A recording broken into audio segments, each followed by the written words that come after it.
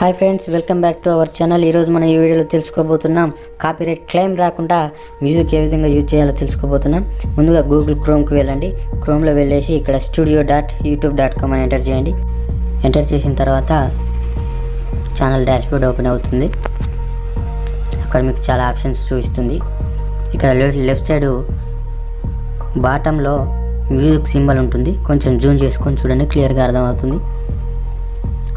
ఇక్కడ ఇది audio library option. ఇందులోకి వెళ్ళినట్లయితే ఇక్కడ మీకు నెంబర్ ఆఫ్ మ్యూజిక్స్ డిస్ప్లే అవుతాయి. ఇక్కడ మీకు నచ్చిన మ్యూజిక్ని ప్లే చేసుకొని విని ఆ తర్వాత డౌన్లోడ్ చేసుకోవచ్చు. ఎన్ని నిమిషాలు ఉంటుందో కూడా అందులో మీకు చూపిస్తుంది. ఈ విధంగా సింపుల్గా డౌన్లోడ్ చేసుకొని యూజ్ చేసుకోవచ్చు. ఇక్కడ లాస్ట్లో డౌన్లోడ్ అనే ఆప్షన్ ఉంది కదా, అక్కడ డౌన్లోడ్ క్లిక్ చేస్తే ఈ విధంగా మీరు చూస్తున్న విధంగా డౌన్లోడ్ అవుతుంది. ఈ విధంగా డౌన్లోడ్ చేసిన మ్యూజిక్ మీరు మీ బ్యాక్గ్రౌండ్లో యూజ్ చేసుకోవచ్చు. దీనివల్ల 100% కాపీరైట్ క్లెయిమ్ మీకు రాదు. Don't worry.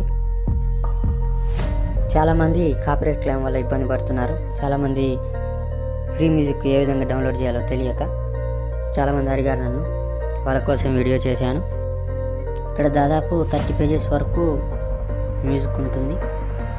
మీకు ఇక్కడ ఏ పేజీలో కావాలన్నా ఏ మ్యూజిక్ అయినా డౌన్లోడ్ చేసుకోవచ్చు. ఇంకా ఈ వీడియో గురించి ఇంకేదన్నా డౌట్స్ ఉంటే కింద కామెంట్ సెక్షన్లో కామెంట్ చేయండి.